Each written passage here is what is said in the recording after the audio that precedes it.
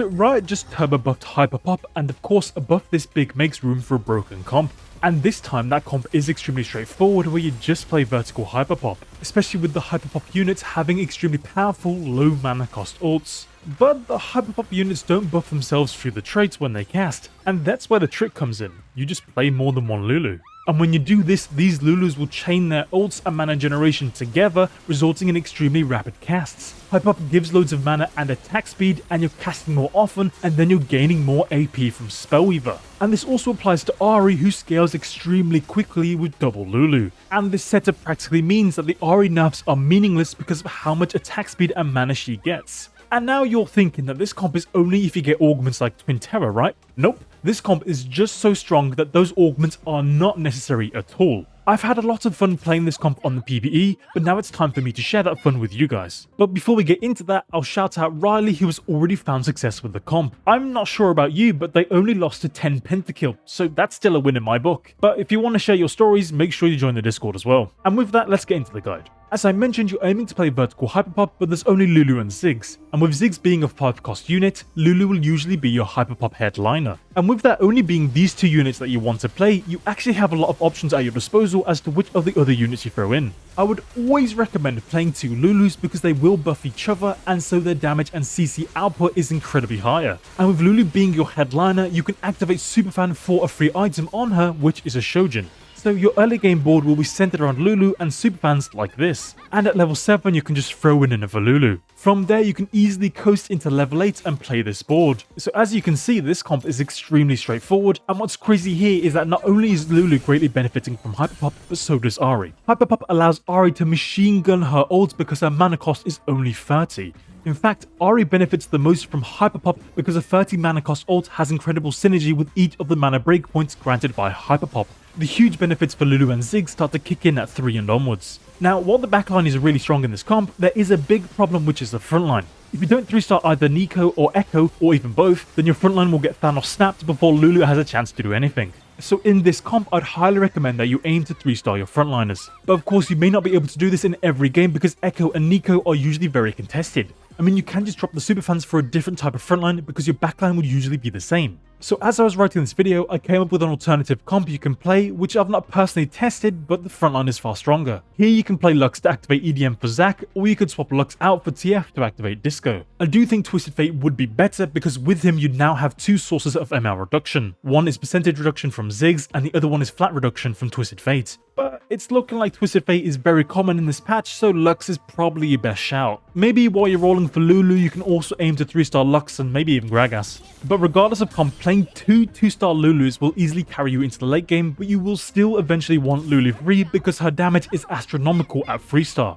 But once you 3-star Lulu, the game will no longer offer you any Lulus in your shop, so how do you find another Lulu to play? Well, what you need to do is wait when you see the Lulu 3 in your shop and buy it after the round has begun. That way Lulu isn't 3-starred yet and you can still see her in your shop as you roll. This strategy is called overrolling and was common with Talia back in set 9. But overrolling is much more difficult to do in set 10 due to the reduced bag sizes for each unit cost. Luckily for us, we only need to find a single Lulu and you don't really need to worry about if she's 2-starred or not. And that's because regardless of star level, she'll be just as effective at granting allies the Hyper Pop attack speed and mana. The main benefit to 2-starring the extra Lulu is that she gains far more HP and will deal significantly more damage, especially if you're giving the extra Lulu any mana generating items like Blue Buff or Shojin. That's also why I personally heavily favour playing the Superfan Lulu comp, because not only do you get a free Shojin, but Superfan also allows you to itemize your extra Lulu in the mid game, and you don't need to worry about which items stay on Lulu because all of them will pop off when you 3-star her due to Superfan. So in the mid game, you can play an extremely strong double Lulu with all of your carry items on both of them, and then later, once you've 3-starred Lulu, you can move your extra items over to Ahri, Ziggs, or another Lulu.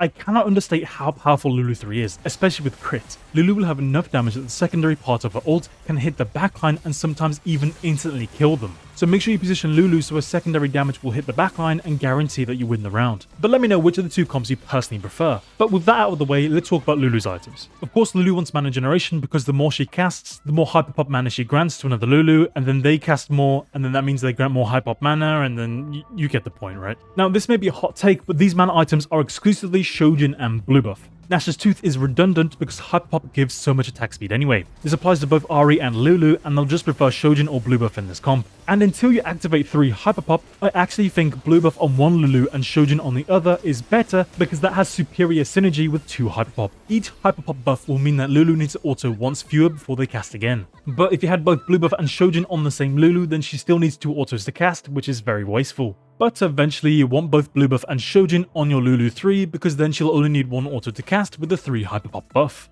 This will minimize Lulu's downtime and keep her casting. Now, whether or not you give extra mana items to the extra Lulu is up to you. You can just as easily give a Shojin to Ziggs or a Blue Buff to Ari to keep them casting as well. But I've found a lot of success with just giving Ari damage items and Hextech Gunblade, so her single target damage is insane and keeps my frontline alive. Now, Lulu will be casting a lot, and so she's gaining a lot of AP from Spellweaver, but she still needs damage. And as it turns out, Jeweled Gauntlet is really good on Lulu because she can damage more than 1 unit at a time. Each of Lulu's damage instances individually crit regardless of each other, so that means on average, Lulu is critting more often than other Spellweavers like Ari who only have 1 instance of damage during their ult. So that's why I always aim to give Lulu spell crits because she does so much more damage with it. Of course, you can build your standard tank items, but you don't necessarily need MR Shred because Ziggs has some in his kit. But you can't really go wrong with more, especially with the newly buffed Ionic Spark. Lastly, if you somehow get a Hyper Pop emblem, then I'd recommend you drop the Shojin or Superfan because Lulu will no longer need the item. Blue Buff and 4 Hyper Pop will mean that she's always 1 auto between her casts. Instead of Shojin, give Lulu another damage amplifier like Red Buff, Rabadon or Giant Slayer just for more raw damage. Okay, now it's time for the augments. If you played set 9, then this comp is very similar to Double Trouble Talia, and so this comp will love similar augments. So that's the Double Trouble equivalent, that being Twin Terror, or Clone Augments so you can play more Lulus. This is Hologram or any of the Forged Augments for Trickster's Glass. I'm still debating whether or not you even want to put Trickster's Glass on the main Lulu, as you could just Trickster's Glass the other copy of Lulu you're already playing, although you'd lose a lot of HP on the clone and some damage. What the Forge is probably hilarious with this comp, but I've not tried it out yet. So if you do, firstly I'm seething with jealousy, but let me know how it went. Alternatively, you could take augments that grant you extra team slots like Return on Investment or New Recruit so you can spike sooner by playing more Lulus. And reroll augments are great so you can easily overroll to find the extra Lulus and 3-star any tanks like Echo, Nico or Gragas. I'm personally a frequent flyer enjoyer. And you can't really go wrong with more items so you can guarantee Lulu her best in slot. Or you could just pick Pandora's items and guarantee it that way. Also, augments that keep your frontline alive are great so Lulu has more time to scale with Spellweaver. So these are augments like Martyr, Healing Orbs or even any artifact augment for Diamond Hands. You can even take Combat Caster, which will guarantee a shield for your backliners since they're casting so often. And Talent Surge is great because your frontline becomes tankier while also significantly reducing Ziggs mana cost. Of course, your standard damage augments are great, but Prismatic Jeweled Lotus is especially insane because the crit rate is so ridiculously high. Even if you already have Jeweled Gauntlet on Lulu, I would still heavily consider taking this augment because then Lulu will have higher crit chance and crit damage through Jeweled Gauntlet, which means that when Lulu snipes the backline, she's more likely to one-shot them. Lastly, do not take any mana augments because they're redundant. Your Lulu already has Blue Buff and Shojin, so she doesn't need any more mana generation. So getting augments like Infusion or Cybernetic Uplink is just wasted value for your board. Other augments are likely just far better. But that should be everything I know about Lulu Reroll, I think. I did make this video in a rush because I want to get back to streaming as soon as possible, especially with set 3 coming to the PBE tomorrow. So if I missed anything or you have any questions, let me know in either Discord or the comments and I'll address them. My next video was going to be about why Bruiser is so bad in set 10, but I'm falling behind a bit. So for now, I'm going to leave my explanation for why Bruiser is so bad in Discord until I get around to actually making the video. But yeah, I should probably pass over some questions to you guys at this point. What do you think about Lulu Reroll? How much fun did you have playing this comp? Do you reckon it'll be viable in ranked? And are you looking forward to set 3's return? Let me know in the comments and remember to subscribe. Anyway, check out these other videos if you want to see more from me, and as always, thank you for watching and I'll catch you in the next one.